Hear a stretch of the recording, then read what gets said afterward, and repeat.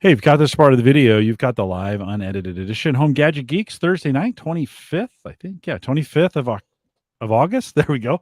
I'm drinking Oktoberfest, so that's why I wanted to say October, but you drink Oktoberfest in September, but it's still August. Welcome to the program. If you've got this any other time than 8 p.m. in the Central Time Zone, you've caught the recorded version. We haven't edited this yet. Maybe you have if you want to catch the edited version. I don't know why you wouldn't. The pre-show and the post-show are a little more fun anyways, but if you want to, head over to theaverageguy.tv and all the shows are posted over there. Mike Wieger is back. Mike, good to have you back, man. Feels good to be back. Feels finally like a normal Thursday again. Yeah, it's kind of fun. Back in the chair. I at first, like, listen, you missed a lot of weeks before you kind of decided to close this up. Yeah. But what was different, it was different when you said, like, okay, I'll be here less than I'll be gone more than I'll be here. And I was like, oh, okay, this one won't be that different. It was hard scheduling. Like, I'm like, oh crap, now I've got to schedule every week, because the difference, because we would always just fill in, right? Yeah, when there wasn't a guest, it would yeah. just be you and me, and we No can banter pressure. for hours. Yeah, no pressure. Like, oh yeah, we'll figure it out. Yeah. And so that's been the hardest part. I mean, I did a ton of interviews. I've done a ton of interviews by myself. So that's not always the issue. It's nice having you to get the alternative perspective on an interview when we're talking with somebody. And you always kind of knew, like, what to ask that I wouldn't ask. We got in a good spot with that, right? Yeah. But then just having to work every week, I was like, oh, this kind of sucks. No, I feel bad. No, I feel bad again. Dang it. No, don't feel bad. It's good. We've recovered. I'm now scheduled like 9 weeks out, and I think we're doing fine. It's good to have you back, and you can always call and say, hey, I want to be back on. You got that open invite. You're here tonight. Let's do the beer pour. So I got some Shiner Oktoberfest. This stuff. Those are already out. Yeah. Yeah. They won't be out too long. So you might. Yeah, you're right. Remember, this is Oktoberfest that we celebrate in September. Although these beers will probably hang on till Thanksgiving. They usually they hang around to Thanksgiving. I'm just ready for holiday cheer again. Yeah, it should be here soon. I mean, we have 102 days or something like that till Christmas. So it's coming. Oh, maybe I should tell us. No, we'll do a pre-show story while I poured it a little too hard. So it's hard. These are hard to get. You really got to kind of work it. You got to kind of work right. So, we've been talking forever about robot vacuum cleaners, right? Yeah. House, right? And Sarah has always kind of been like, we don't really need one of those. And, this could be, we could lease the thing or buy it or whatever, So the other night we're having dinner. And you can kind of see where this is going. So she goes, you know what? She's like, I never thought I'd say this, but I think we could actually use a robot vacuum cleaner, And I was like, no, I've just been really lazy because I do the vacuuming in the house. I'm like, I've just been lazy. Like, or your plan's been working, one of the two. Yeah. Yeah. Just tell me. She's like, well, you hurt your shoulder. I'm like, well, I didn't hurt it that bad. Like I can do the vacuum cleaner thing. Like it's not, And so I was, I couldn't believe I was trying to talk her out of it. And I probably could just buy one if I wanted to right now. I mean, the door's open, the she said it's fine, but we have a smaller house and it just doesn't like, I just feel like we have too much stuff on the floor. God, sorry. Too much stuff on the floor to, it'll just be bumping into things and not really doing much. I don't know. We're the same way. I mean, especially with the kids, right? There are toys constantly everywhere. And that's why we haven't gone with it. Hannah would love it because of Petey's hair, but honestly, we would need the one that has the big, huge storage thing. Cause I mean, we'll do one little section and fill up our main vacuum cleaner. It's wild. Well, yeah. Yeah. So I still may get one for the basement because that is much more open and the cat box is down here and that the mud room is down here. If there was, The carpet is short down here. If there's any place that kind of needed it, it would probably be that place.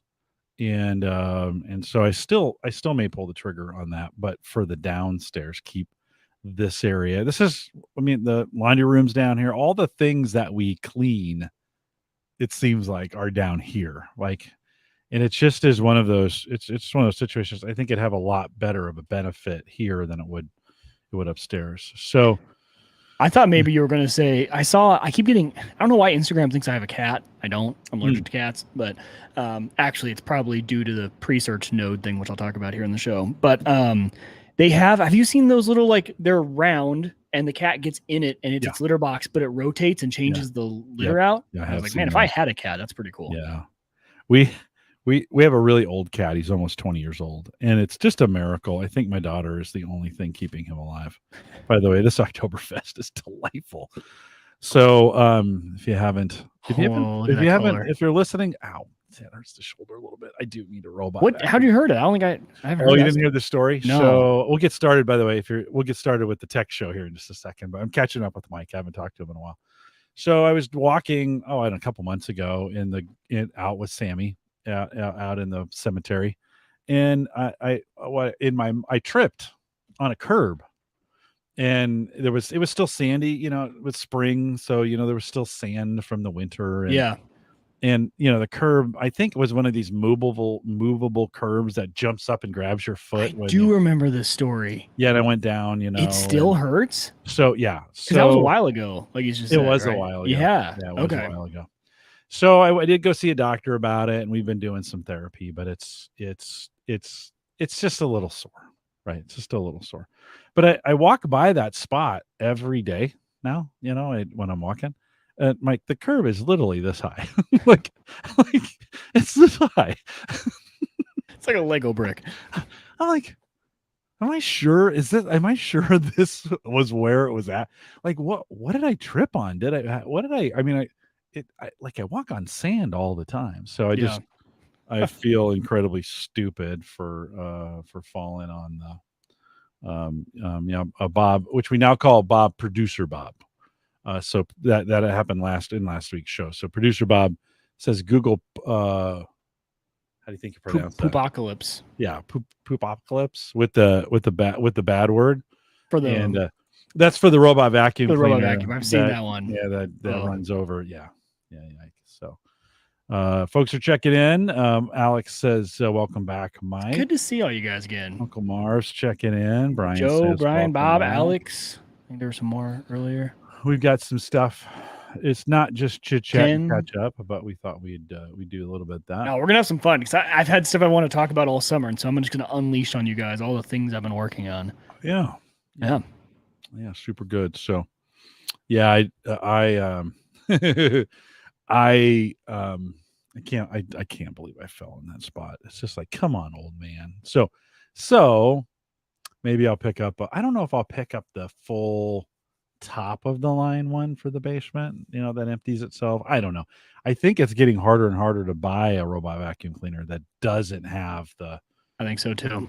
The base station that cleans, that kind of cleans itself. By the way, I know we don't need to focus on this show, but did we talk about at some point, or have you talked about the new, literally, how you were talking about building a mower? Yeah. A smart, like they have some guy put out the plans, has the kit, all the things you need to buy. We haven't talked talked about that? No. Oh, he literally took your idea and ran with it. I'm an influencer. And now it's out there. I'm an influencer. Isn't that crazy? That proves it. Yeah. Yeah. What? I'll have to find it. I'll find the article and put it in Discord. What's his cost on that thing? I can't remember. It was because he's not selling it. He just put the plans out and said, "Here's where you can buy all the parts." I can't remember. Kind of thinking through the parts. All of a sudden, they were talking about it on the podcast I was listening to. I'm like, whoa, that's Jim was wanting to do that like a year and a half or 2 years ago. Yeah, and I had the deck. I mean, the whole reason is because I had this old deck that would have been perfect. It had the mower. I mean, it had the engine, an electric engine on it, and it was perfect for it. And then I started looking for wheelchairs, the electric wheelchairs that I would draw. I'd use those as propulsion, and then put a battery to spin the blade and a battery to run the wheels. Yeah, and actually, if I, the batteries we're getting now are even better than they were just 2 years ago. So the lithium ion phosphate ones cycle like 3,000 times, and you can run them down, and like it's just batteries are getting better. Yeah. So, yeah, and then it would have been like a Raspberry Pi or something, something on their laptop. Yeah, I think this one was using a Pi or an Yeah, Arduino or something like that. to kind of run it, and you got to put some sensors on it and some of those kinds of things. So, do you have a hard stop tonight? No, I don't. Okay, so you're good. I'm good. Good. Yep. All right. Well, let's get in. Hold on, I gotta have another taste of this. It is just my favorite time of the year with Oktoberfest. And then what I've been here's been, Mike, you haven't been here. I think I've told the audience this, but my inflation fighting strategy lately, our Bakers, for whatever reason, Bakers is a Kroger based grocery store for those not in the Midwest here. The wine and beer guy he has a section of discount beers that for whatever reason I think it's because they have an individual section, where you can get individual beers and then build your own 6-pack kind of deal. And they must clear those out, or those must age out or something. And then sometimes maybe they just get broken, the containers they came in broke and they can't sell them. So they discount them for 75 cents each. That's a $4.50 6-pack, right? I mean, that's a good deal. Even before this inflation stuff, you couldn't get a 6-pack for, maybe Bud Light or Coors Light or something like that. Best beers. I mean, besides the best beers, yeah. So I have literally just been going in 3 or 4 times a week, and then I've also been, since I got the pellet smoker, I've been making a ton of beef jerky. So you were here when I got at Father's Day when I got the pellet smoker. So like every week I make it. So I bought a 12-pound brisket and then cut it up into 2-pound chunks, froze them so that I can then anytime I want pull them out, slice them up, marinate them, throw them on. So good. Oh, dude, it's just it's life changing. It is.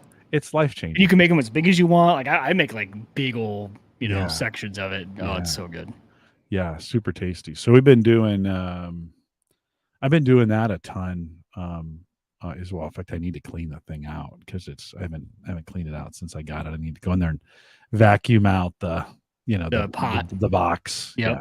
Yeah, get that cleaned out. So that's been but so I swing by Baker's and I check the meat department to see if they've got any deals, or they clearance meat too, which I didn't think that was a thing, but it is. If it gets too close to the expiration date, they drop it by could be up to $1 or $2 a pound off.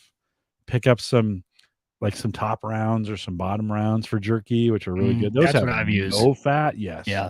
No fat. The brisket's a little fatty, but then it's a little tastier too. You get it just goes bad faster, right? Because that fat is what goes bad. Yeah. Yep. But I'll be honest, jerky does not last. That's the way it is around our place too. You dry it out so it lasts longer. No, it just goes faster. Although last year I did my deer in all jerky, and I still not through my deer from last year. I got to finish that up before November when the next year season ends. Yeah. No, it's been good. We have been crushing the jerky, and it goes really well with this and cigars. It's just those are three things that are made 3 staples. They are made to go together. So the other night had the kids over and I made a whole 2-pound thing of it, and I was literally pulling it off as we were eating it. And we were eating it, just pulling it off and eating it. And I got distracted and had to go do something. And when I came back, they were all coming in the house. It was like 10:30, whatever. And they're like, "We ate all your jerky." They'd hit 2 pounds of it. That's a lot of jerky. That's a lot. Although it's dehydrated, right? So yeah, that's still a lot of jerky. Yeah. Fortunately, at $5 a pound, it's not too bad. And could you imagine buying 2 pounds of jerky? Seriously, it'd be like $1,000. Yeah. So, all right, let me kick this thing off. Here we go. This is the Average Guy Network, and you have found Home Gadget Geeks, show number 534. No, that's not right. It's 543. Hold on, let me try that again. This is the Average Guy Network, and you have found Home Gadget Geeks, show number 543, recorded on October 20. That's two. I'm throwing you off. Well, we're just talking about Oktoberfest. Yeah. All right, one more All try. right, one more try. Here we go. This is the Average Guy Network, and you have found Home Gadget Geeks, show number 543, recorded on August 25th, 2022. Here in Home Gadget Geeks, we cover all the favorite tech gadgets that find their way into your home. News, reviews, product updates, and conversation, all for the average tech guy.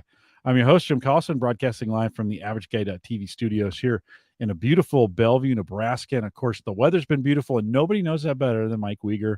Mike is back, at least for this show. Mike, welcome back. It's so good to be back. It feels like a normal Thursday again. Yeah, the weather's been fantastic. Got a nice little rainstorm last night, but the lawn needed it. Recently actually installed a smart water system, watering system, and it's been nice because I can check it. And it's like, hey, by the way, we delayed for the day, and I can always tell, oh, rain must be on the way. So it gives you a little alerts there. What'd you put in? What kind of system did you?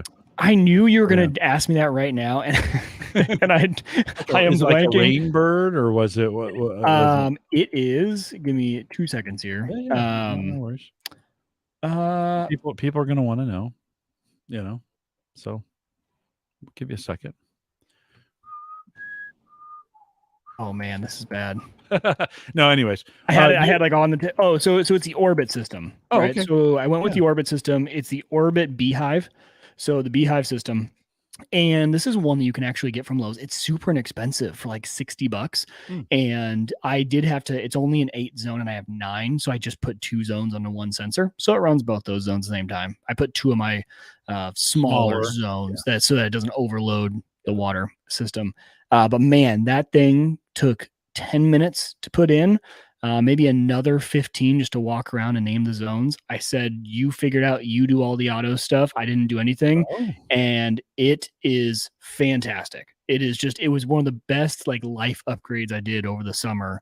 And just I love every day logging into the schedule because it projects out the next 2 weeks, but it's live changing. So obviously the forecast is going to change, but it's going to tell you how much, what days it's thinking it's going to water, how much in inches it's the rainfall did, how much it's putting on the lawn, dehydration, like all of that. And for $60, I was shocked. Yeah.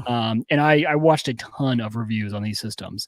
And this one was by far one of the best. I was going to do a self-hosted one. I was going to run one on a Raspberry Pi. There's some open source software out there, but everyone said if you just want it to work and be smart, go with the Orbit Beehive system. So not to kick off, I didn't even intend for that to be into the show, but as you brought up the weather, I was like, oh yeah, that was the best part this morning is my sprinklers didn't run.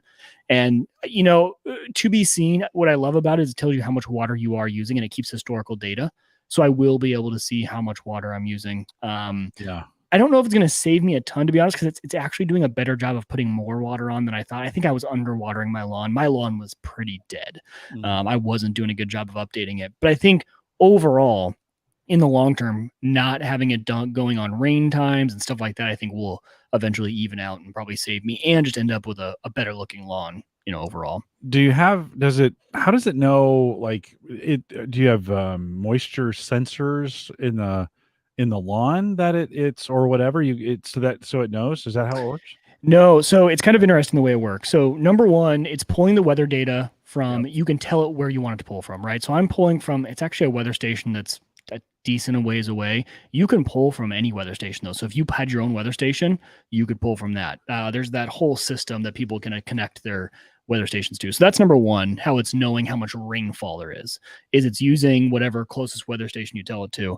But the setup process is really interesting. So when you first set it up, it walks you through on the app. It says, okay, I'm turning on zone 1, go find it. You say, okay. And you can even take a picture as the icon for that zone. So which is great because how often do you forget where's zone 2 again when that's running?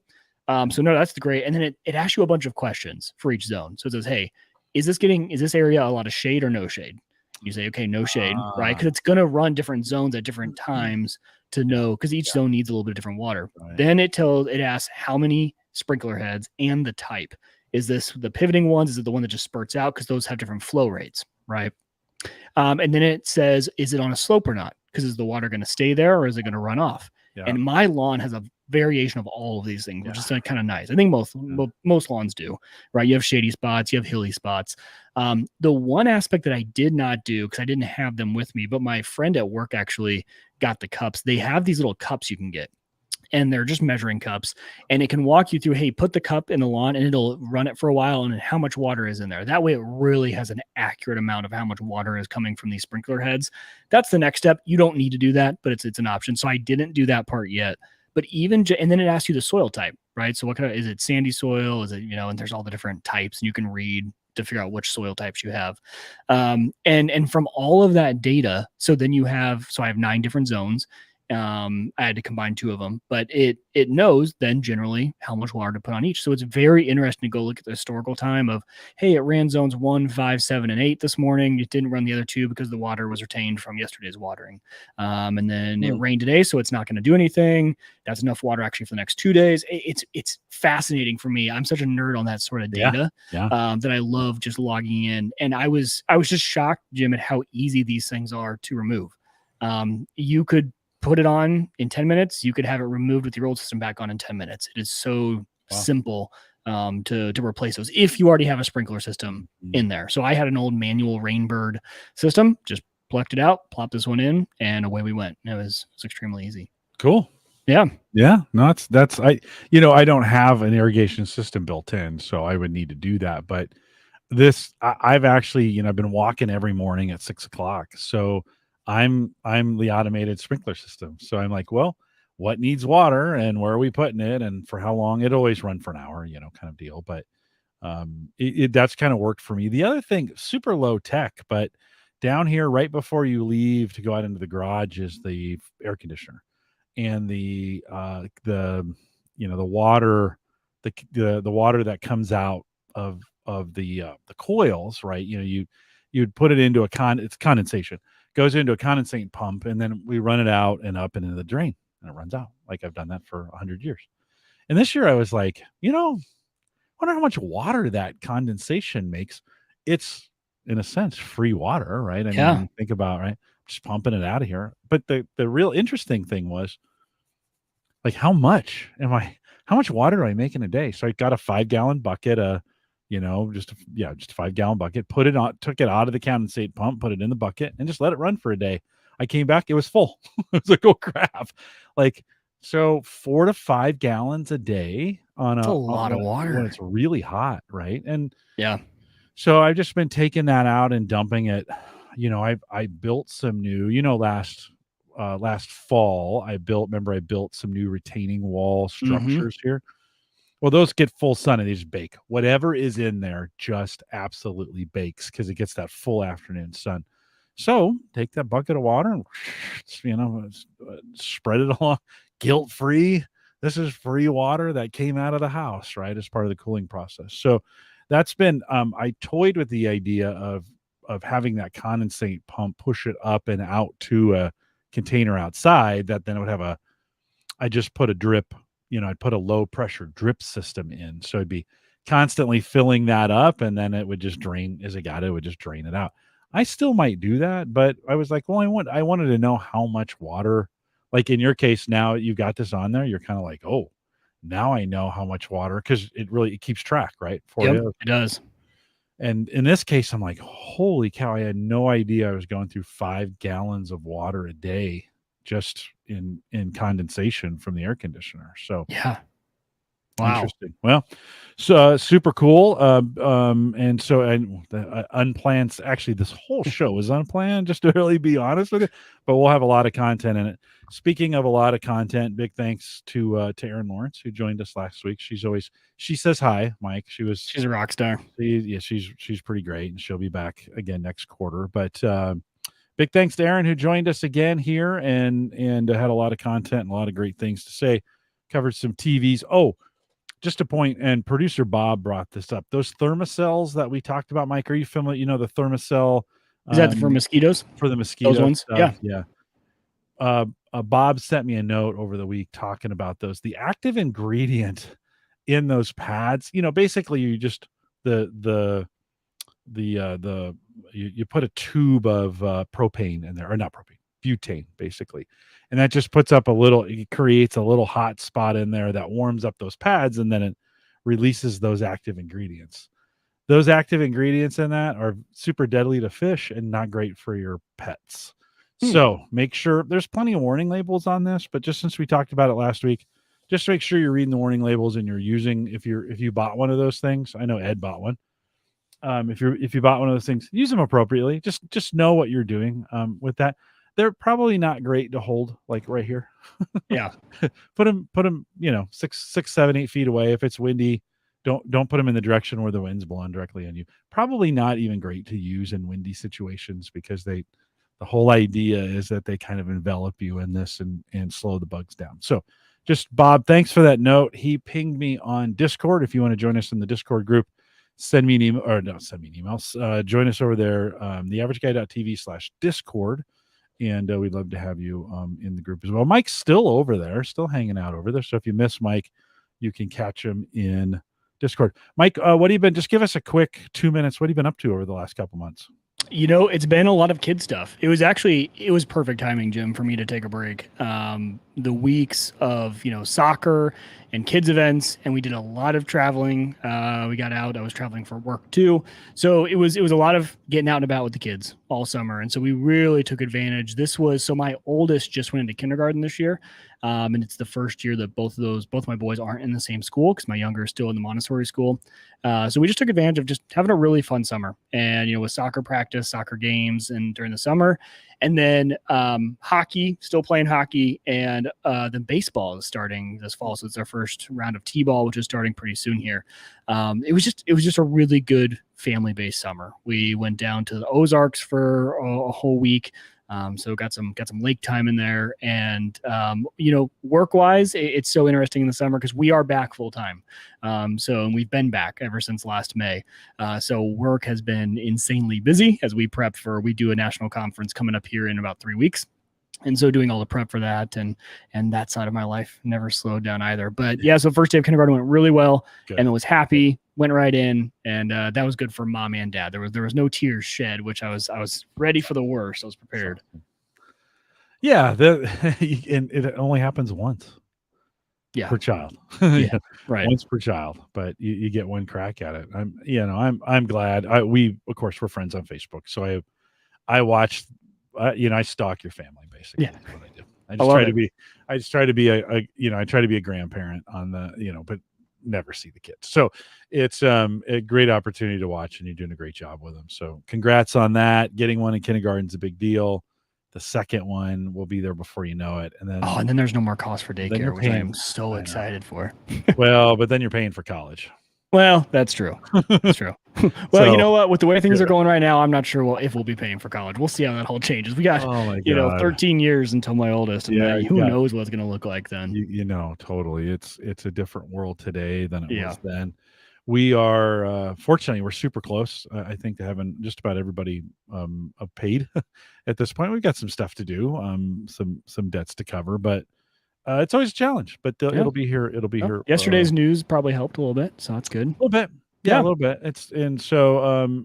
We'll see what happens. I learned a long time ago, don't count your chickens before they hatch. Yeah, for sure. We'll see come January 1. Just kind of see how things go and all that other good stuff. Mike, you've been doing some I wanted to say crypto, but it's really more blockchain.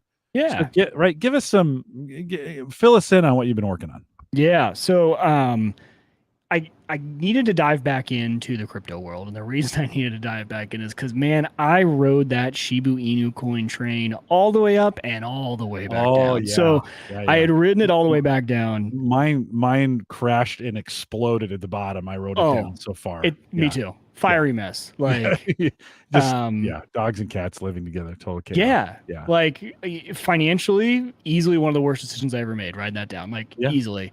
Because it doubled. If you remember, it doubled a week after I bought it. Well, actually within 2 days. Yeah. And I just rode the train all the way back down. Anyway. Yeah. Hold on before. If I'd have stopped with the first purchase and just sold it, like I would have made a killing on that. Same. But I got greedy. Same. And then I was like, oh, I could buy some more. And I remember when my number 2 son was here, and I said that, and he looked at me like, you shouldn't have bought it anymore. that was the look that I got from him. And I thought, well, what does he know?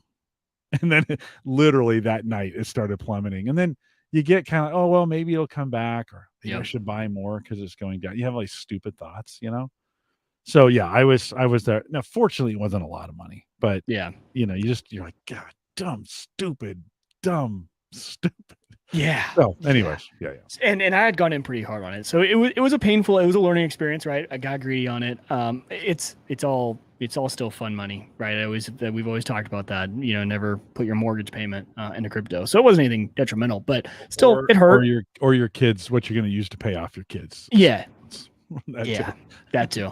So it came time. This was probably in June that I needed to get back into crypto because that had really jaded me, Jim. Like I'd ridden this thing all the way down. I was just like, and all of a sudden I realized that I was in crypto for the big rides and big thrills. And that's not what I like about crypto, right? So I had gotten so mad about this thing going down and down and down, never coming up. I was checking prices for the price's sake. And I had kind of gotten away from the fun side of crypto and blockchain. So I said, okay, I'm going to change this up. I'm going to change it up. I am going to, first of all, put all of that was in Sheeb. I'm switching that over to Ethereum. And I actually timed it, luckily, perfectly. I hit the bottom on Ethereum. I got it in 900. So it's has since doubled, which has been nice. That's helped the pain a little bit. So that came up. But what I did was I took a bunch of the extra money that I hadn't had in Sheeb, some mining money and some things like that. And I wanted to get back into some crypto projects or some blockchain projects. And so I started looking around for, what's the latest project? Because you and I in the past we've done Shia, and we've done a lot of storage based projects. And you and I have also done, which is not crypto related, we've done like the folding at home, right? We actually did that as part of this crew, like the whole Home Gadget community, right? We ran, especially during, COVID, we were having competitions on doing folding at home. And for those of you who don't know, that's essentially just donating your unused computing resources around your house for research projects. So I was familiar with that concept. And what I ended up finding were two different projects that were pretty intriguing to me. And I really hope my air conditioning turns off at some point. I can hear it in my own headset, but so I found two projects that I was really interested in. The first one I'll talk about is PreSearch, and PreSearch is, think of it as a decentralized search engine that is competing with the likes of Google. And they are focused a lot on privacy in the sense that, no one big organization is collecting a bunch of data on you when you're doing searches.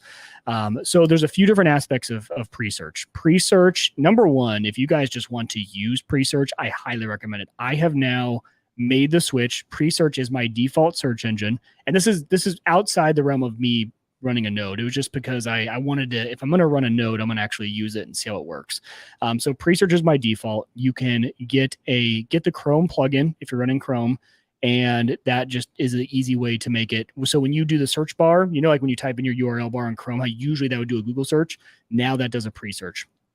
You do earn actually a little bit of PreSearch for every search.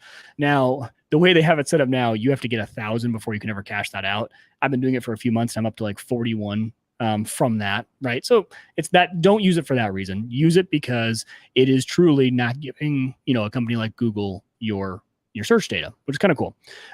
You can also, I do highly recommend getting the app for iOS. iOS, if you're running an iPhone, is a little bit harder to set a default search engine, but I just use that app and I set that as my default browser. And so now anytime I open stuff or search things, I'm using the PreSearch app instead of Safari.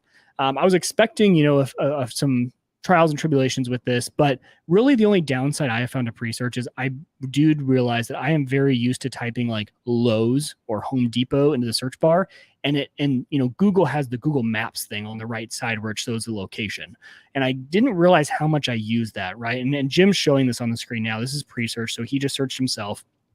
There's no like extra stuff as of now. So what you can do on the left side, what Jim's showing, is you can directly take your search over to a different search engine like YouTube, or if you want to go back to Google or Twitter. So it'll take what you just searched, and if you do want to go back and search yourself. So Jim just clicked on Google. It took his same search and it plugged him into Google. So kind of nice that you can connect directly over to another search engine. I've liked it so far. It's been a pretty good engine. I've found discovery and what it pulls up is pretty nice. It's not as creepy, I'll say. Like Google, when you search stuff, you're like, oh man, like that result is very tailored to me, which there's a point to that being kind of nice, and a tailored ad. I'd rather prefer, honestly, a tailored ad than a non-tailored ad. Might be a little bit beneficial to me. But give it a try, right? So that's the search aspect of Presearch.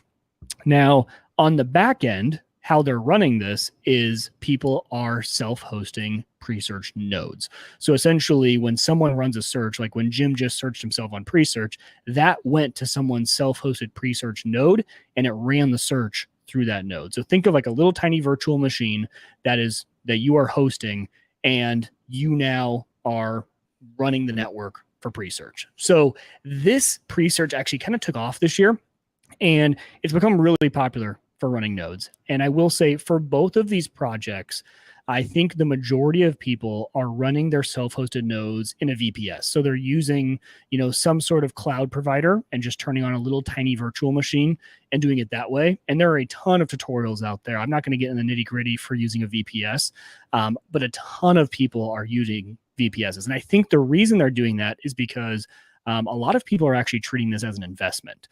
Because the way both of these programs work, and I really like the way they work, is if you want to set up a node, you set up the node, but you need to put up collateral to actually get rewards and get paid for running a node. Mm-hmm. And what I mean by that is you need to stake a certain amount of the Presearch coins into your node for the node to be running and to be getting actual payment for what you're doing. So you do get paid a little bit.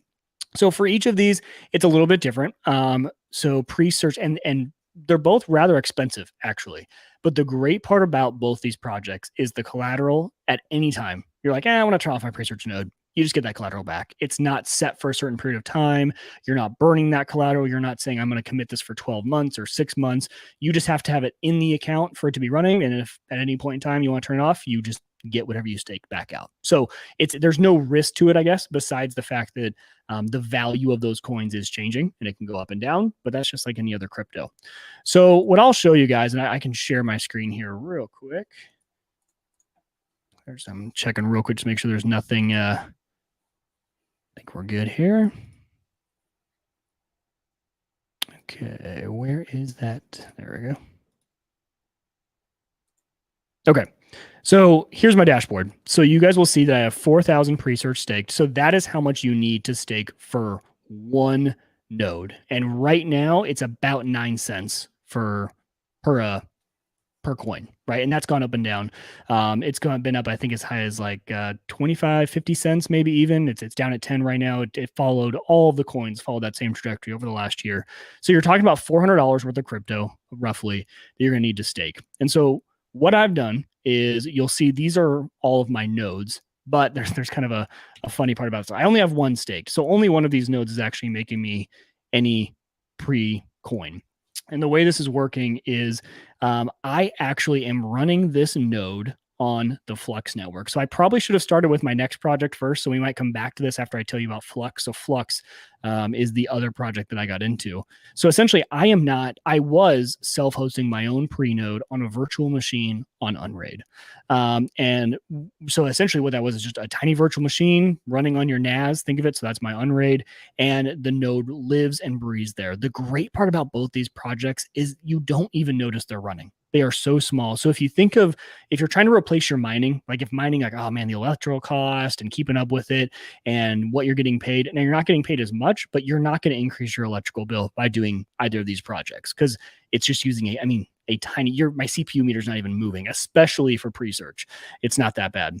So at first I was running my own virtual machine and running it. And then I found out that you can actually run your node on Flux. So I'll get into Flux in a second. So that is what you're seeing here. And the reason there's a few is because Flux is a distributed computing network. So when you run your node on Flux, Flux actually creates a few different nodes and distributes them out a little bit, and they all show up in your dashboard. I think they're going to work on that and clean it up so that really it only creates one true node, but so it populates it with 4 nodes. You pick one, you stake it with 4,000, and you can see, this one's only been running since the 16th, and it's gotten 316 requests for searches. It's answered 310 of them, and I have made 39 pre-searched coin since the 16th. So if you think about 9 days ago, $3. Yeah, $3. Yeah. So, but 9 days, $3, and literally no extra electrical cost. Not bad. not bad for what you're doing there. No.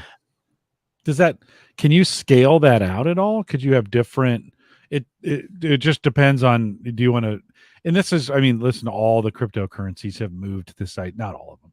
Many of them moved to this idea of stake, right? The early ones, people got in and sold, and that wasn't good for the coin. And so then they started saying, okay, if you stake, you'll make more the more you stake, just to kind of keep the ecosystem alive. They know they needed to have some skin in the game and do that. So it sounds here like they're doing that to keep it from being just a generate and sell kind of opportunity.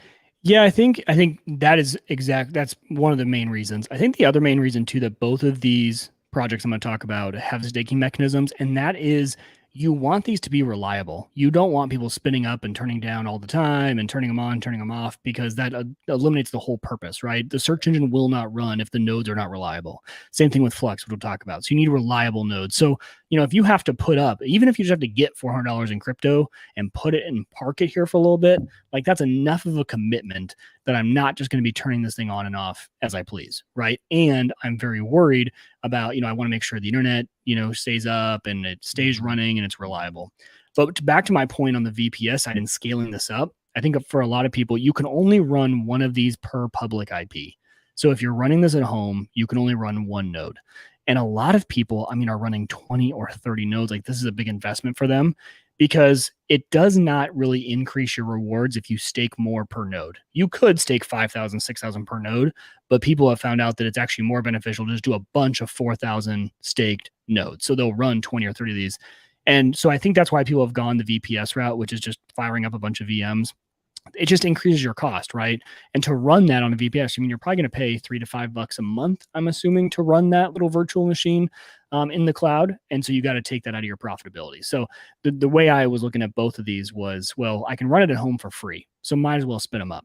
And that's kind of why I started playing around with the project, which is pretty cool. Justin in chat says, use one node over time to stake the next. That could be a strategy. Might take a while to get there, he says, but it could be automated, so it just keeps scaling itself. Yeah, it would. If you think about it, so this one, 39, you need 4,000 per node to stake. That's the minimum. So it would take a while, because this one has been up for about 9 days. So, it's going to take a long time. But if you staked a few, right, if you put in, a couple thousand, then those could generate enough to roll into the next one or roll into the next. I think you'd have to start with a base of maybe five to seven to make that model work. And it's not it's 4,000 of the coin, whatever yes, 4,000 of the coin. If you were going to do this and the price is down, it's better to get in now. Yeah, when it's down than if it begins to go up. From a coin perspective, what's their end game on the actual cryptocurrency side of things? Do they have a plan for that? What are they thinking along those lines? Do you know? They've been, everything I read about them, they're just so focused on the search aspect and creating a really good search project. That's what I liked about these two, is they barely talk about their crypto price. And there's not, like there's those communities where you get in and everyone's just talking about to the moon and like all those, and everyone just wants the price to skyrocket. Lambo. Yeah. Both these projects, the people are bought in because of the cool use case for it. And I think the average user base for PreSearch just keeps going up and up and up, and people are really like using it. And it's a fantastic product. Like the fact that I was able to replace Google with PreSearch and not find too many ways where I'm like, oh, this kind of sucks, is nice. I've been pleasantly surprised with how well it runs. Yeah. Oh, and so the other thing I'll mention real quick, go ahead. if you want to pop back to my screen, the other interesting part about this is how they're doing advertising. So if you think about it, they have to have a way to some way monetize and get ads running just like Google. So they have been testing out, and I forgot I took away mine. I had an example put in here earlier. They are doing keyword staking. So essentially what you do, and the way they're doing their advertising right now, this is kind of stage one. They're testing out a few different ways of how they want advertising to work on their platform. But you can search a keyword. So for a while there, I had book. So like, let's look up book. And it's like you want to stake book. And what I mean by that is whenever anyone searches book, your ad is going to show up on top, and the ad can be whatever you want. So book right now, max stake was 545. I actually had this for 100 pre for like weeks. It was awesome. So, and that puts you in the #1 spot, and you're getting a ton of hits. I got like 20,000 hits on my book keyword. So if you guys want to start, if you guys like Stake, if you're into Google keywords and search and all that stuff and advertisements, go do it on Presearch, because right now it's kind of this untapped potential and people are actually making a lot of money doing this. And let me show you. So if you want to run book, so right now the top ad, let's just see what someone's running on the book. Okay, so someone is advertising the dark social. They're advertising a specific book. I'm assuming it's their book, or they're making some money on it. So that's what they have made the link for. When people search book, that is what's going to show up. There's going to be an advertisement, and there's wording that you can put with it. So for me to get the #1 spot, I would have to stake more than 545 tokens. So I could say, well, maybe I'm willing to stake 600 there. And a lot of people are, right? Because it's just a stake. You get it right back. You're not spending it. It's not ad spend, which is the crazy part about all of this, is that in the future, it's going to be ad spend, right? It's going to cost coins. But right now, if I wanted to, I could use, 600 coins, stake it for a few weeks, and then pull it right back. And I didn't spend anything to have that advertisement out there, which is kind of interesting. So I had book for a while, and what I did was I went over to Amazon Associates, and you know how you can get revenue from an Amazon Associates account, and I pulled an Audible ad.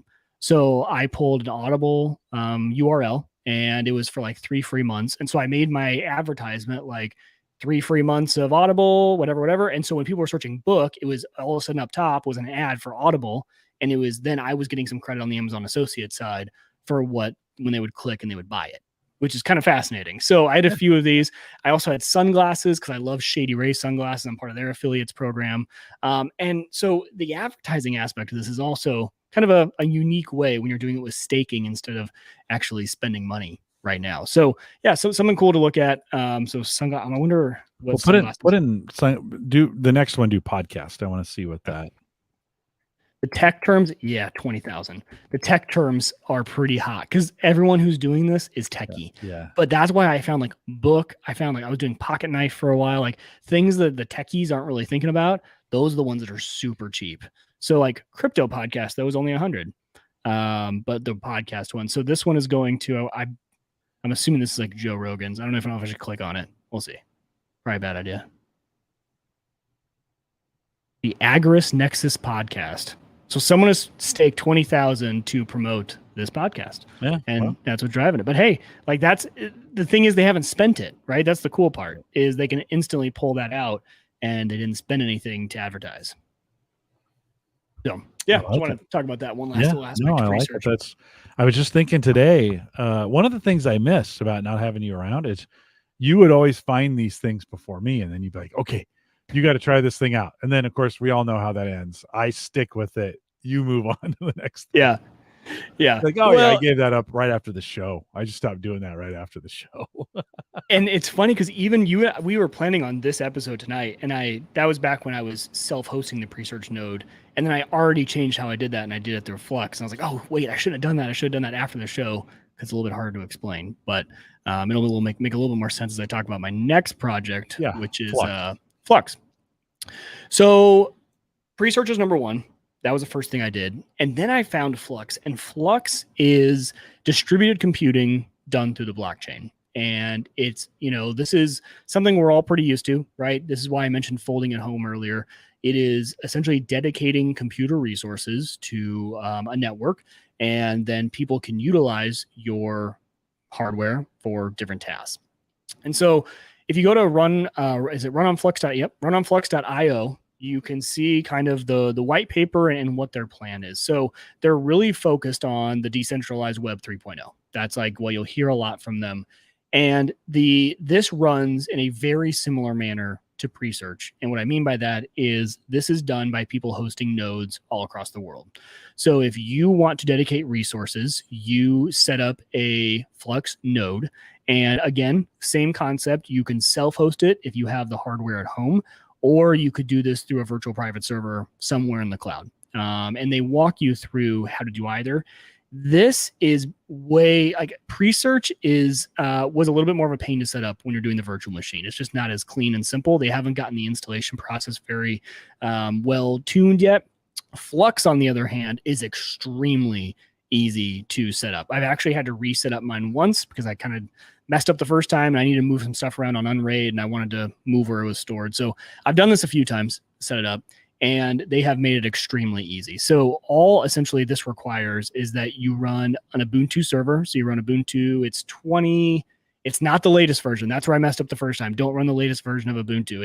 It's one of the LTS versions from a while ago. And mainly that has to do with the database application, the MongoDB, that it can't run on the latest version of that. So keep that in mind if you're going to do this. Save yourself the heartache of getting it all installed and having it error out on the DB part of it. So you fire up a VM, you run Ubuntu on it, and there's just a few commands to get this thing up and running, and you're off to the races. Now, with the Flux, they have a wallet called Zelcore, and everything kind of runs through this Zelcore wallet. And I actually am a big fan of this wallet. You can run it on a lot of different machines and iOS and everything like that. So you run through Zelcore, and the hardest part about getting one of these up and running is actually just reading through the instructions on how you fund and how you stake your coins for running a Flux node, because it's kind of a little bit complicated in the Zelcore wallet on how to get this all running. But in the end, there are some requirements for running your server, and there's different options. So Jim, if you go back to that dashboard, the tab to your right, and go to economics right below map. So what you'll see here is they give you three different options. So there's Cumulus, Nimbus, and Stratus. Those are the three different levels of VMs essentially that you can run.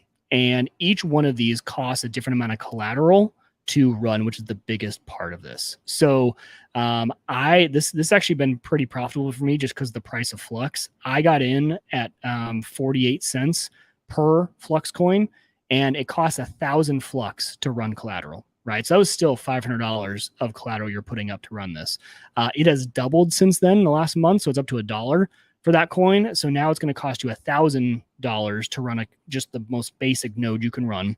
And again, cost is a relative term, right? Because you can always pull this back out. You're not spending it. You're not burning it. You'll get that back. You'll get those coins back, whatever. You don't know what price you're going to get them back at, but you're going to get those coins back. But when you look at those different levels, the next level up, Jim, is $12,500 to put in collateral. So that's $12,500 right now that you would need to stake to run just the next level up. And when you're looking at the economics down below, it makes a lot of sense why. On the most basic Cumulus rewards, which is the one I'm running, I'm $9.22 is the current average amount that you're going to profit. And that's pretty accurate, with the exception of if you're self-hosting. The very bottom line item there is a VPS cost. They assume it's going to cost on the Cumulus side $11. If you're running it at home, you don't have that cost, right? That's the cost essentially to pay for your VM in the cloud. If you're self-hosting at home, you don't have that. So for me right now, it's looking more like $20 a month for running this. And then it bumps up from there, which is it's much more profitable if you can run a Nimbus node. But again, number one, it's costing you $12,000. So it's costing you 12 times more to stake it. And then the other thing you got to keep in mind are the actual requirements on the virtual machine, which drastically go up with each of these levels. And so when you're looking at the different requirements, if you go to, let's see here, I'm going to try and find the web. Back on the main Flux website, I just want to make sure because they've updated the node requirements. I want to pull the latest. Okay, here we go. So for a Cumulus, yeah, here you go. You have it on screen there. For a Cumulus node, you need at least 2 cores, 4 threads, 8 gigs of RAM, 220 gigs of storage, preferably on an SSD. And then this MBS, so you need 180 megabytes down, right, for internet. Up doesn't matter. So, oh, sorry, it does. You need 25. So you need 180 down, 25 up. That's the internet speed here is one of the biggest things that's going to be a limiting factor.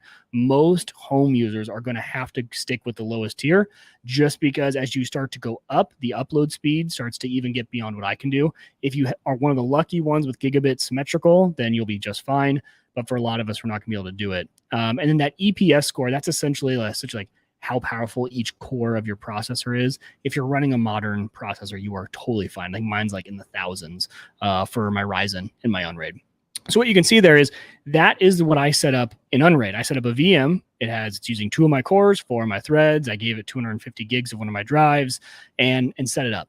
And then as you go up, those requirements start to creep up, right? The next level up, you need 32 gigs of RAM.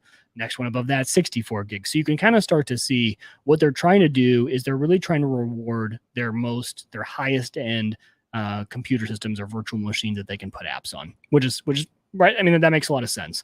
But at least you can get in and start playing. And the way they do their block rewards is kind of interesting. So you'll see 7.5% for Cumulus, 12.5, and 30%. Each block, you are essentially, so let's say there's 10,000 people running a Cumulus node. That means, and only one person from each tier gets rewarded per block. So you're going to have to wait 10,000 blocks until your name comes up and then you get paid. But it's not based off how many apps you're running on yours. It's not based off utilization. It's not based on anything like that. It's strictly just how many there are. And then when your number comes up, you get paid the block reward for that. It's not a lottery kind of deal. Not a lottery. You jump in line and then if somebody drops, you move up a little bit, right? Yeah, as people. Yeah. Yep, exactly. They drop off, you move up. But if your machine's getting utilized more or less, it doesn't matter. It's the same amount. And obviously, as Nimbus and Stratus, they get a bigger percentage of that block reward. So that's why it's more profitable. And so number one, for those two top tiers, there's way less people running those tiers, and they get a bigger chunk of the block reward. So that's why those are going to be more profitable. But again, it's just kind of nice because it just sits there and you can actually predict when you're going to get your next little reward because you can count out each block is 2 minutes and how many people are ahead of me in line, and that's when you'll get paid out. So this is not going to be the most extremely profitable mining. You do this because of the ecosystem that they're creating. And so the kind of the piece on this that I want to talk about that's kind of cool is if you go back to, well, I don't know if I want to show it. Okay. Yeah. So on my screen, this is not my node. You sure you want to show it? Yeah, this isn't mine. Right. This isn't my node. So if you essentially, every Flux node has a dashboard like this. And the cool part is what you can see overall stats from the overall network. So in the network right now, there's 13,000 nodes. I think this part's really cool.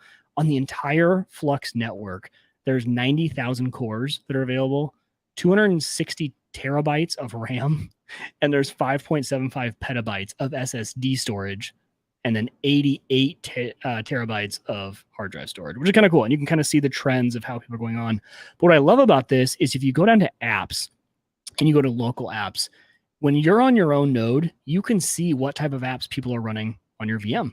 And you can't do anything with them, right? But you can see there would be a list here of what everyone's running. Now, the most popular things to run on the Flux node today are actual nodes for other projects just like this. For example, PreSearch. So when I want to run my PreSearch node now, I actually just pay 1 Flux a month and I host my PreSearch node on Flux. So you can actually run a PreSearch node here. You can do it with a lot. So if you go to available here, you can see some of the different apps that are available. And there's a really long list somewhere else, but you can run self-hosted websites. You can run little games. There's web games that you can run through here.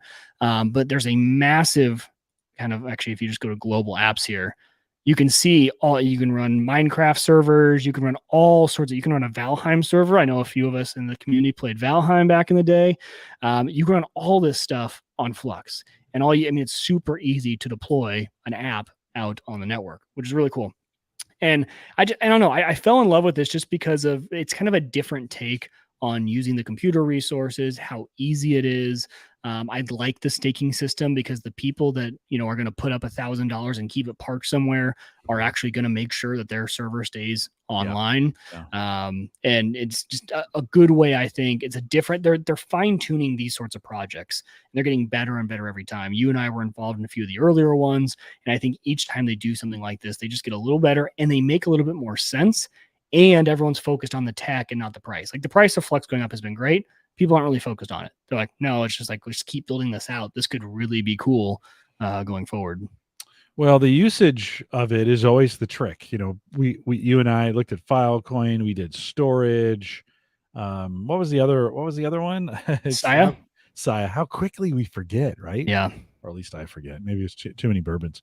But they were always like, we're going to compete with Amazon and take them down, and it's like, yeah, that didn't really work out for you. They're still, by the way, they're still saying those things over in those communities, right? And they've got petabytes of storage available to them. People are still doing it. But it's that utilization piece of, okay, well, I like the search side because their ultimate goal is to sell advertising.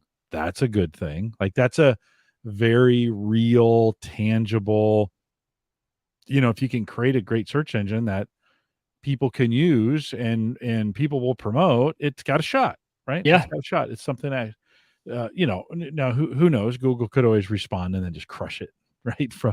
Right. They're pretty big.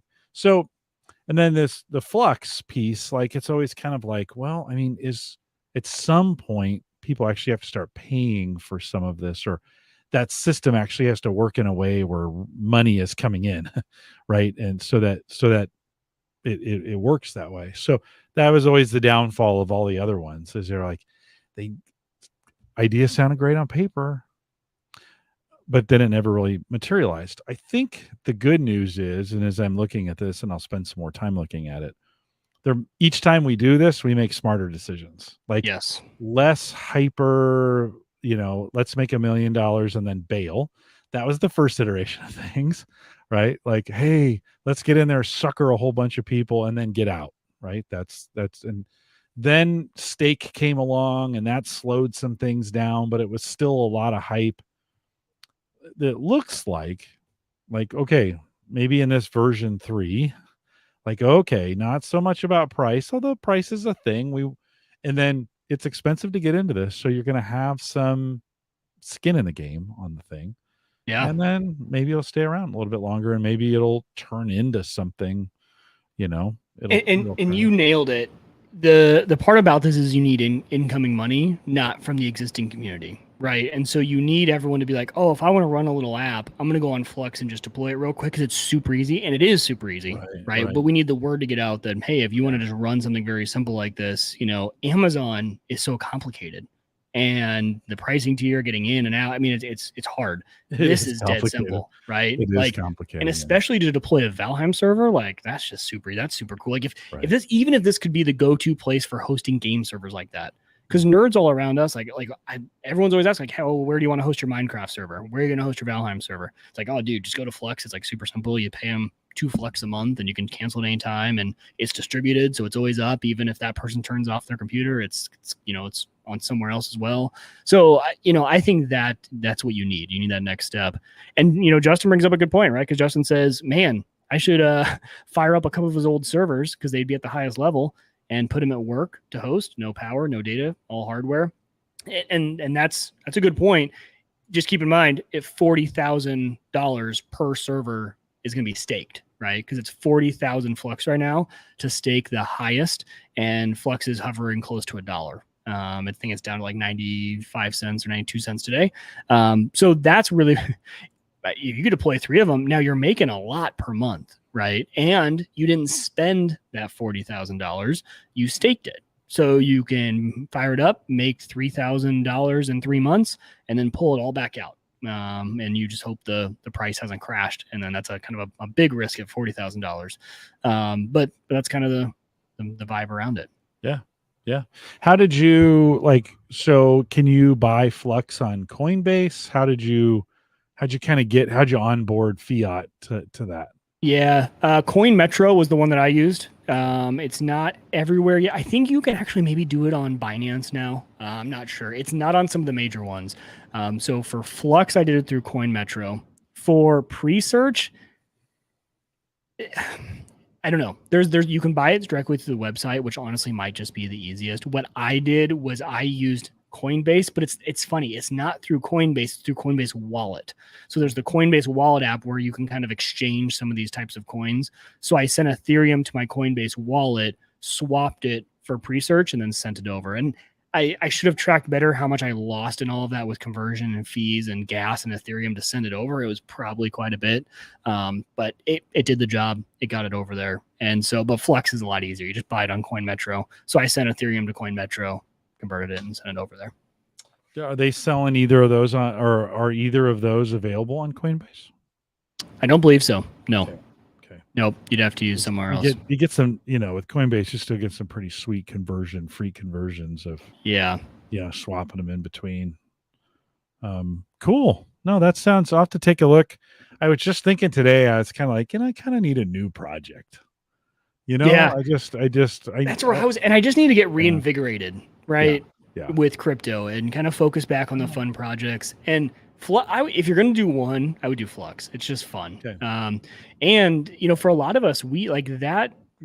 Those requirements, 8 gigs of RAM, 250 gigs of a hard drive, 2 cores, you can run that as a virtual machine on a lot of NASs nowadays, right? Like my Unraid machine, that was no problem. And just so everyone knows, it doesn't really utilize much of it. And maybe if it got loaded with a bunch of apps, it would, but I'm not seeing much utilization really at all. And the best part is not a lot of bandwidth, right? Because that's always been the hard part, Jim, with some of these storage ones is the bandwidth. All of a sudden your upload or download would be slammed. You'd be going through a bunch of data. So like for you, because you still don't have the Cox Unlimited plan. Oh wait, you're on T-Mobile. No, I'm on T-Mobile. So yeah. I'm good to go. Okay, so that would be interesting because you do have to port forward for Flux. Okay. And I don't know with carrier grade NAT if you're able to do those types of port forwards. I think they've updated it now so you can. I think I haven't. Listen, the T-Mobile thing I put in, I haven't looked at it literally since I put it in. It just freaking works. Yeah, that's great. It just works and it's solid. And I had one day where I had to cancel a work podcast. No, it was this podcast. I had to cancel it because I got on and my upload just wasn't good enough, and we reset everything and tried all that stuff, and it was just, the tower is a block away, and then the tower was struggling for whatever reason. Next day it was fine, and it was like, well, okay, so that's one. So, it is, and Joe says, no, he's on T-Mobile now. It's still not there for that. I thought there was something I could do. Doesn't really matter, just to be honest. I mean, it's from that perspective. It gets me thinking, Mike. So I have Bob and Ryan coming on it's September 29th. And I've been thinking about, I haven't really bought any new hardware since I bought the M1. So, which has been dynamite. And I've got some old Windows boxes. I think I'm just going to retire. And I'm thinking and I want to do a little VR. So I may spend a bunch of time with Bob and Ryan. Okay, guys, here's the deal. We're going to do a show. You're going to put together a box. Parts list. Me. Yeah. I love it. You're going to put together a box for me, including, and kind of glad I waited because GPUs are actually affordable. Yeah, they're affordable now. Right? They finally came back down. I know. That'd be a good idea. I think NVIDIA said today they made too many. They're we think we've got too many in the system, said by them never. So this may be that time, right? I think we're coming up on a time where I think we're going to see some prices. I mean, yes, inflation has been a thing. It's been a real thing, especially here in the United States, and I'm sure in other places as well. But I think we're going to see some things pull back, and we're going to see some deals on some of these things that were crazy. They made too many of them. They're trying to dump them. So that's coming up September 29th with Bob and Ryan. We'll spend some time chatting with them as well. And Mike also as well. I bet you never thought you'd see this day. I'm having Dave from Mac Geek Gab on, and we're going to talk all of my. Are you really? Yeah, dude. You want to show up? It's the 22nd of September. If you can make it, you could jump on here. Man, I'll have to see. I would fanboy over Dave. I love their show.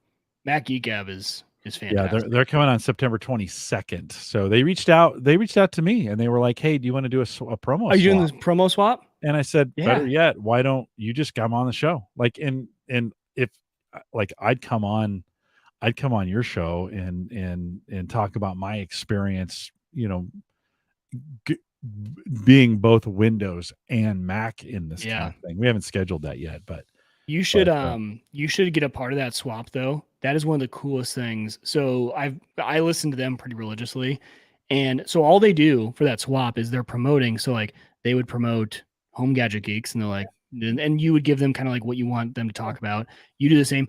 I have found so many cool podcasts because they do a good job of tailoring it to people who listen to the same little genre. And I think it's been pretty effective for them. I mean, I just hoping that I can be just a guest on their show for, even if it's just for the a spot, a segment. Dave's going to be on the whole show. Yeah, So because they don't do guests ever, though. Yeah. Oh, Yeah. well, then maybe I can. We'll figure it out. I mean, Yeah. to But be honest, you having them on would be sweet. not that worried about it. I want great guests. And Well, at Dave least have seems them like a do great the guy. spot. Have them do the Yeah. swap thing on theirs. Yeah. Because you'll pick up some listeners from that. Or maybe they can just talk about it. I really don't want to make anything. I just like, it's like, hey, I want you to come on, and I met with him. I called him the other day. He's just a super good guy. I have never listened to it, but I was like, yeah, come on. So I was like, hey, would you just come on my show? He's like, yeah, okay, this would be great. Let's do this thing. So they're one of the few, Jim, that outdate you even. You've been doing Yeah. podcasting for a long time. Yeah. They have been doing it for a really long time. Yeah. Wild. Yeah. But so that's cool. That's coming up here. But if you want to join me on the 29th, you could do that too as I build Yeah, out let me the look. system. Yeah. So Bob Carpenter, I can't believe I forgot about this. And I won't get into it now because honestly, Jim, I want to come back on and do like a big segment. Have you guys talked about tail scale yet on the show? No, we haven't. It is game changer. Game changer. Like, it is the best upgrade I have made to my whole network ever. It is just brilliant. I will the biggest fan of tail scale, and we need to spend some time talking about it. I mean, to spoil it is essentially, you know how you run a VPN to VPN back into your home? Mm-hmm. Yeah. And you need a VPN server, right? To like host that. You're essentially tunneling into your network through that, and then you can access all your networks. Yep. Tail scale essentially is it's like a hub, and it's like a web instead of a central server. So you're running it on any device you're ever going to need to access. They all get their own IP, and you just can see, you essentially create this network that follows you wherever you go. And it's fantastic. I now don't even know my local IP addresses anymore. I know them by their tail scale IP, because whether I'm away from the home, if I'm doing this wherever, I just use that tail scale IP, and it just it gets through carrier grade NAT, like Bob's talking about. So if you wanted to run it, it's the one way that you could probably actually run a VPN now. It gets through carrier grade. It will, if two devices are on the same network, it won't try to go out to the internet. It just knows that, hey, I can just talk to them over the LAN. Or if I step outside and I'm on cellular, it just knows now to go through the internet. It is awesome. We need to spend some time. I need to come back. We need to talk about tail scale. Okay. I got so excited. I can't believe I didn't bring that up as part of the things that I. No, you did. You just did bring it up. Yeah. Oh, it's well, and you can see from the chat room, there's a lot of support for that. Let's see if I can find it again. Here said, who was that said you can set it up? Producer Bob said tail scale and PF Sense took 30 seconds to config. Yes. So most VPNs you're going to set up, it's going to take you 30 minutes, an hour, if that. And then you got to create keys, and you got to worry about keys and all this stuff. Literally 10 minutes. I had it up and running on all of my devices. I was working from home one day during one of my Zoom meetings that I wasn't really participating in. I had all my devices connected. And really what this did for me is I was running everything through URLs through a reverse proxy. Yeah. So like, Wieger.com/security took me to my security system. Well, that's not very secure because that was public. And I was noticing people were hitting that URL. Now my Blue Iris box sits on tail scale. Unraid sits on tail scale. My Home Assistant VM sits on tail. Like, it's freaking awesome. It's so great. Justin says Docker container it. Setup is however long it takes to pull the container. That's I'm assuming he's talking about zero tier. So zero tier is like a self-hosted kind of version of Tailscale, and you need to self-host essentially the device that's exchanging keys. Because all Tailscale is doing from their side is saying you have access to these keys, you have access to these keys, and it's almost like just saying who has permissions to do what and exchange the keys. Zero tier is kind of a self-hosted way to do that. He said he was talking about Tailscale.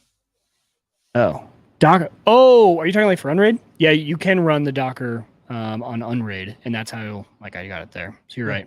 Yeah.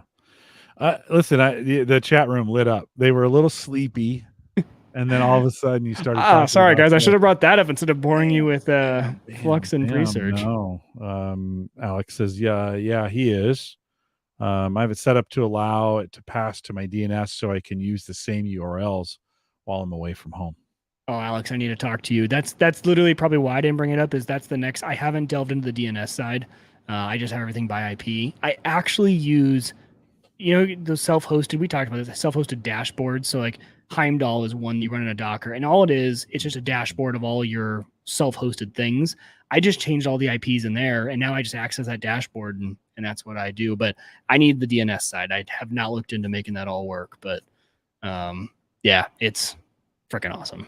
Cool. Well, And I'll mention one more thing just to just throw it out there. We'll talk about it more. With Tailscale, it is super easy to just share one of your devices that's running Tailscale with someone else.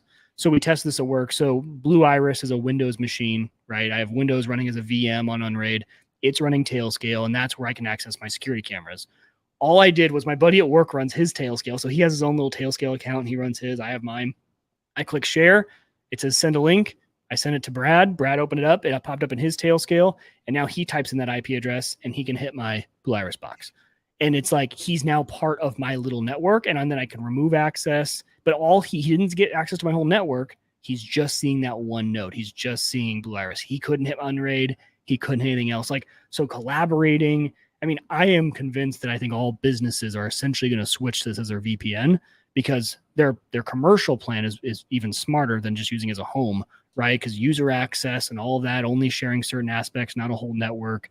It's flipping awesome. So the sharing aspect, it's like, Jim, I could just give you access to Unraid right now, and you'd be like, oh, sweet. Now I can, we could share an Unraid server if we wanted to, or we could have a lot of fun with it. Yeah. Oh, that's cool. Oh, sorry. That got me so excited.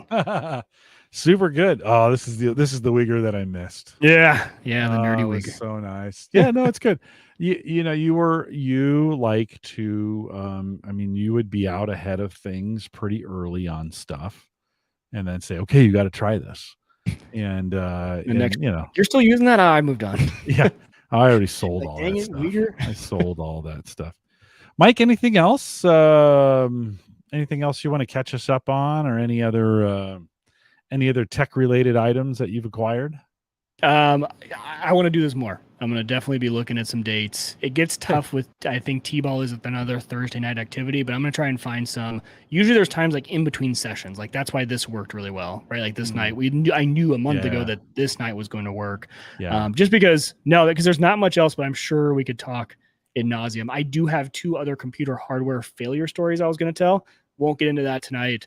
Long story short, keep a memtest 86 USB around. If you don't have one of those, make one right now, because you're gonna need it when you don't think about it, and you're gonna want that. You don't USB think around. of your memory going bad very often. No, when we were setting up for all the Chia stuff, Ken was helping me with all the Chia stuff. He said, look, memory's super important on this. Let's test it all. And so I ran memtest on those, and sure enough, I had 2 bad sticks, and they weren't bad enough to cause Windows or whatever I was running on it. It had to have been Windows to be unstable, but it was enough that, when we were going to access this memory, it would have choked. So, it's good. It's probably good, when you're setting up a new rig. It's probably one of the burn-in tests. It is. Right. And then just to keep that, make that USB and then just put it in a drawer. And just write on with permanent marker, it's my memtest 86 USB, because you never know when you're going to have it. And then if you only have one Windows machine in your house, good luck creating the USB to test it on when your memory is failing enough that you can't even run. Like that's what I was running into, is my computer was so unstable, I couldn't even download and create an installer. My work computer's locked down. I can't create them from that. So I had to go dual boot my old iMac into Windows to create this memtest 86. It was a pain. So just create that, have it there. I had some bad RAM that had gone bad in 4 months. I came back from my trip and everything was just broken. It was weird. It's like I got a power surge, but all my stuff's on surge protectors. But I came back from my vacation, and my router, which is a Dell R210, was the fans were spinning at full speed. And then my computer was blue screening every 10 seconds. So it was a fun way to come back. I'm like, man, what happened here? Someone just came over and dumped water on both of my systems. it's just painful. It's the last thing you want to deal with when you come back off vacation. Oh, You're like, that's exactly. "Ah, Yeah. Well, and I knew I something was up because this." someone on my drive back was like, "Hey, is Plex down?" I'm like, "Shoot." That's when I know something like, and it was and I thought I was thinking Unraid. No, it was the router. So, yeah, bad motherboard. My I've had two family stories. My sister called me. She got a new laptop. She'd backed up. I think her old laptop was running Windows 10, but we don't know. And so she did a backup, and then she's trying to get some of those files back, and she's not good at all in it. So at the same well, so while I'm trying to coach her through this, my brother calls. My younger brother calls. He's like, "Hey, I'm having a trouble with Ring, and you have a Ring, so you're tech support." Like, it's like, Awesome. Thank you. okay, all right. So walking him through a few things, and then he says, "Well, I got to go." All right. So then he pings me an hour later. He goes, "Well, I called Ring's tech support. They fixed it." I was like, "Why did you just do that to begin with?" So many like, it's so weird. This happens at work all the time. They reach out to the social networks first. Like, "Hey, is anybody having a problem?" It's like, did you think to just reach out to the company first? Yeah. Like, I mean, maybe the company actually. Oh, and even if they've got great customer support, I think with like Google and Facebook and maybe even Amazon, people have gotten so used to thinking there's no tech support available now. I think if you Yeah. talk to most people, like, oh yeah, that stuff's not supported. I'm not going to get any help. And that's not necessarily true. He made one phone call to Ring, they picked up. They said, "Oh yeah, it's over here." And he's like, "Oh, I think my brother tried to tell me that." So, And usually you can at least tweet at them and get a pretty good response. Like Twitter has been a pretty good way to yeah, get yeah. access to But most of tech them support. have or have good support options. Listen, I know you hear all the bad stories. Nobody has a good story about, that where they get it fixed and they immediately go, "Oh, I got to tell people about this on Twitter."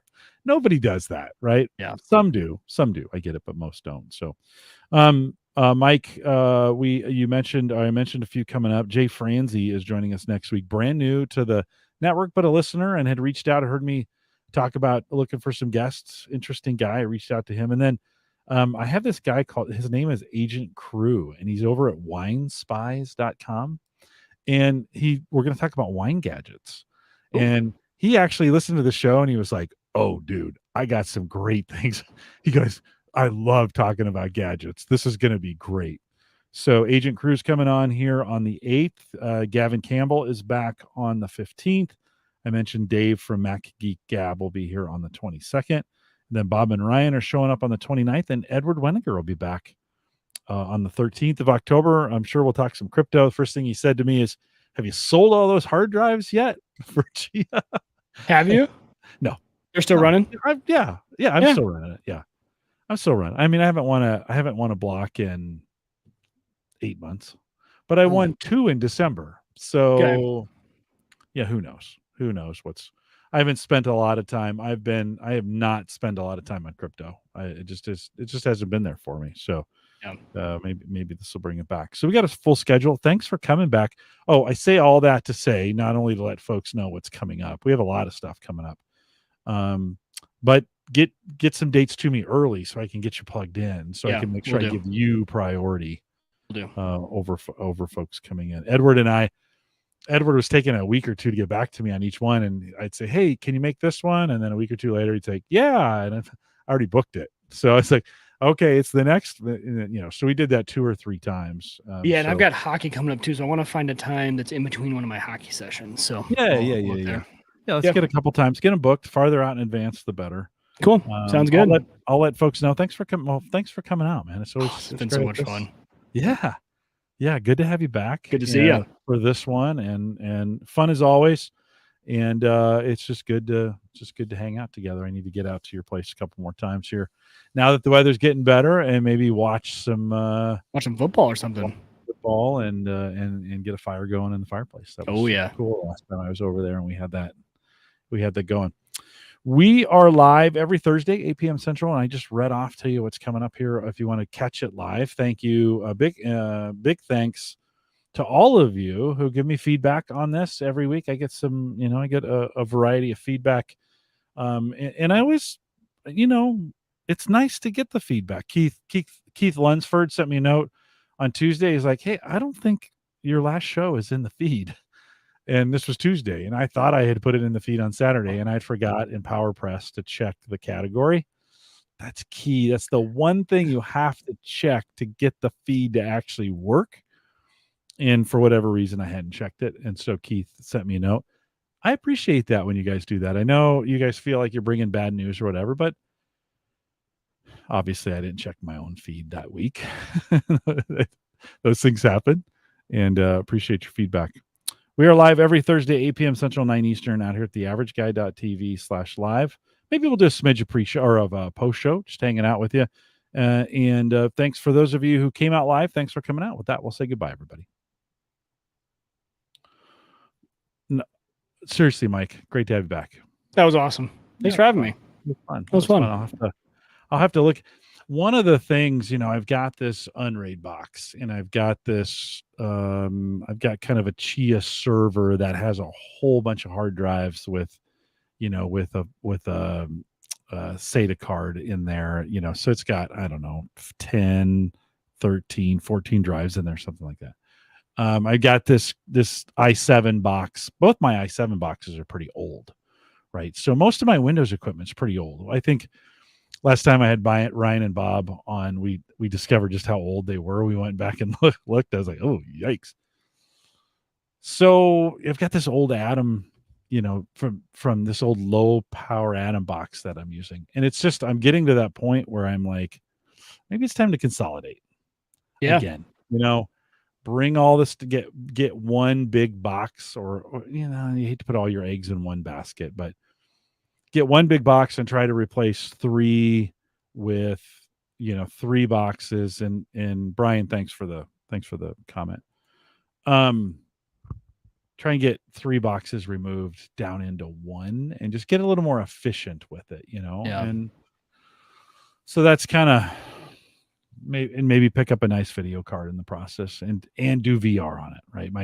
My Tim, my Marine son, has really got into VR, and he's starting to do some 3D modeling. Oh, cool. And yeah, he's like, Dad, I in VR? Yeah. Like, oh, that's cool. Yeah. And he's like, people are asking for this stuff all the time, and I think I can do it. And so, and I'm like, now I'm interested in VR. Yeah. Like, I'm like, what are you doing in there? Like, I want to. So you're gonna build a rig for it? There. With Bob and Ryan? Yeah.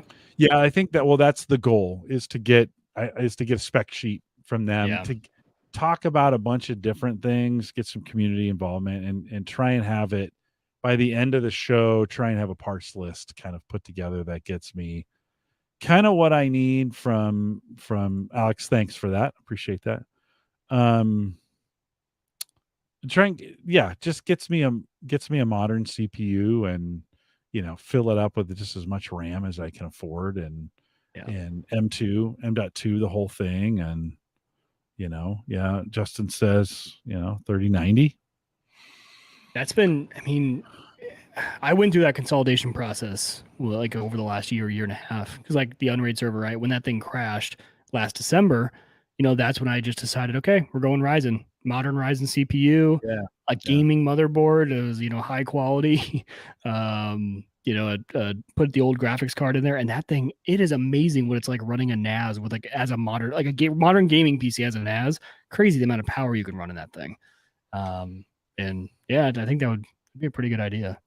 And then because are the VR, VR is one thing I haven't delved into. Do you need is it still something that you plug into the computer, or is it all, I've been seeing like the self-contained ones, right? Where it's a headset you put on.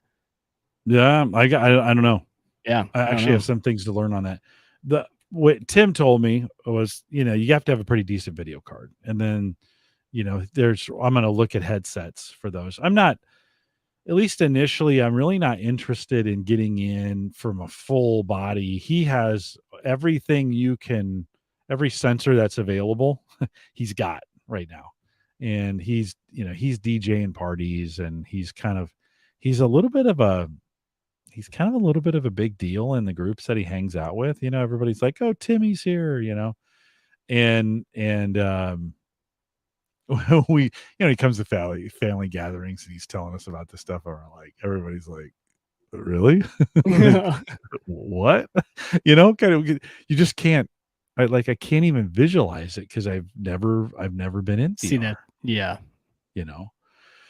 So, and then there may be some new things in there. He's like, "Dad, this is like when the internet first came online. Everything, it's wild, wild west out there, and there's so many things that are going to be happening." And I thought, um, well, maybe it's time to get some VR gear and just at least go in and interact with I think that people would be and so cool. figure it out. Right? I mean, Go check it's out the metaverse, see what it's all about. if it's going to go mainstream at some point, I'd like to at least be able to kind of talk about it. It's kind of always been my gig, is just be a little earlier than the average guy on the thing. So, um, yeah, Alex said, then, I'm a monitor hoarder.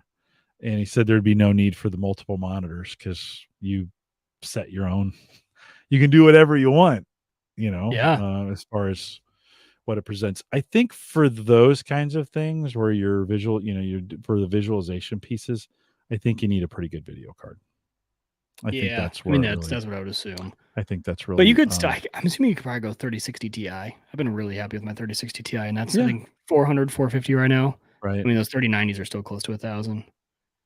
Justin, yeah, Um, those GPU ARC cards look pretty cool. I did though. I virtualized Blue Iris this summer, and it doesn't have access to a GPU, and it's Ryzen, so it doesn't have a no quick sync, and it barely uses any of that Ryzen CPU for 8 cameras. A few of them are 4K. I think like half of those are 4K. So, I mean, I think I could run 20, 30 cameras on that Ryzen just using the CPU. So, I want to give it a shot. They've become really efficient on those Ryzen CPUs. So, it's running as a VM along all my other VMs in Unraid, and it runs just fine. I do have a 1060 in my Unraid, but that's only used for that is used for what's that Docker called? Jeez Louise, man, I haven't looked at all this stuff in forever. Deep Stack. So I do run a Deep Stack Docker on Unraid as well, and that's doing the detection for Blue Iris. So I do offload that to a Docker. But again, all this is running on the same box. It's just virtual. The Blue Iris is running in a Windows VM. Deep Stack is a Docker for me. It just runs super, super well. Joe said he ran it on a 1060, 6 gig. It was doable, just barely. And I actually, I pulled a Wieger. I sold all my 1060s. Oh, yeah, that's right. I You did. literally don't own any video cards at this point, which is everything I do. Most of what I do comes off the M1. So, it's kind of like that's pretty good. It's a pretty good box Yeah. for what I need it for the stuff that I'm doing it for. So, that works out pretty well. Brian had a funny comment earlier. He said he likes to wear. He says it's like wearing a red shirt and visiting Target. You don't work there, but it may help if somebody asks. Yep. And I know the answer. Where was I? Oh, I was down in Texas. We're moving my mother-in-law from Texas to Kansas City, so she'll be closer. And so I'm in a humidor at Specs, which is their grocery store size beer, wine, and spirits place. So Okay. I'm in the humidor, and two guys come in two separate times, and I'm just looking around, and both of them come in and look, and then immediately say, "What?" They asked me a question about what's a good, like. It's like, do I look like I work here? Do I have a name tag on? Of course, I didn't hesitate. I'm just like, oh, okay. Well, give me a few. Just jumped right in. What are you looking for from a flavor profile? How much do you want to spend? What do you like? What's your experience level? And so I sold a couple cigars that day. You're like, you can give me my commission as I Yeah, walk out. yeah. Hey, us. Those stores are razor thin. Like there's no no margin. No, there's absolutely no margin in the business at all. One of the things, Mike, new to you, since we've been doing this. So, my oldest has really gotten into the whiskey bourbon scene, and we've been drinking more rye recently too. But so he's been watching a whiskey podcast, and they were talking about this thing called an infinity bottle. And so it's just a bottle that when you get to the bottom of any bottle that you have, you just pour it into the infinity bottle. So you try to keep the liquor similar. So a bourbon or a whiskey or a rye, right? You could keep separate. Okay. But you begin to fill this infinity bottle up with the leftover or the bottom of all the other whiskey bottles. And it makes this mix. And you kind of think, when we were, well, It's like when the I was hurricane when they go to the soda yes, fountain. we And called just, them suicides. Yeah, you yeah, suicides. Yeah. Yep. suicide kind of thing. It's that kind of idea too. But it's an ever evolving bottle of, let's just call it bourbon. It's an ever evolving bottle of bourbon. It never tastes the same because you're drinking Yeah. from it and then you're adding new Changing. to it, right? It's kind of changing. And so I have what I'm kind of considering the inexpensive bourbons and then the more expensive bourbons for me. So I have two different infinity bottles. And the expensive one, the inexpensive one's kind of mild right now, which is good. It's okay. It's an easy for a beginner. I could be like, here, try this, right? It's super easy to get into, not real bitey. The expensive one is right now is pretty darn delicious. It's like dark and stormy and kind of like you're licking the side of the barrel, and Yeah. it's pretty great. So we have been messing around with that, always kind of It's kind of a cool idea. yeah, it's just kind of a Because way. it works with bourbon. That would never work with like beer, right? That would never work No, with like anything else. But and works. you wouldn't probably do it with rum, and No. you definitely wouldn't do it with vodka, and so Would you or do it gin. tequila? I wonder. Well, maybe, But you could. that'd be interesting. Just so many bourbons and whiskeys and Yeah. ryes are getting And the really flavors are all popular. different, right? Like Yeah, everything, like yeah, tequilas are all pretty the same. Vodkas are all pretty the yeah. same. Yeah, Joe says, just a quick reminder, make sure you change your Plex password. Yep. Do that. If you're out there. They alerted everybody, but make sure you're getting that done. LastPass also got hacked. Not user accounts, but they stole source code. Oh, yikes. Yeah, just got the email from them. Yeah. Oh, I haven't seen that yet. I'll Yeah. have to. So yeah, that's been a fun that has been fun to mix those. And then the other thing we've been doing is mixing like bourbon and apple brandy, which has been good. A little sprat. So you maybe maybe an ounce or two of bourbon and then a splash of apple brandy, and it kind of just adds this nice little. Or we've been adding lemon. We bought a lemonade mead that's made with hops, so it's a little bitter instead of being sweet. Tim's still really into mead? Bitter. Yeah. We just haven't really been able to find a good source of mead close by. Yeah. We got to order from Lost Cause out in California, and then of course, that's $30 a bottle and huge shipping costs. Yeah. It's probably cheaper just to take a trip to California. So yeah. Guys in the chat, thanks for coming out. Actually, Uncle Marv says, yeah, but LastPass says not to worry. That's what they said. Yeah. So that's what they said. We will see you guys next week. Don't forget Jay Franzi. I think I said Franz, but Jay Franzi is coming next week. New host or new guest, and I'm looking forward to spending some time with him. So he's coming out. We'll get Mike scheduled some more. We'll see you guys next Thursday. Take care.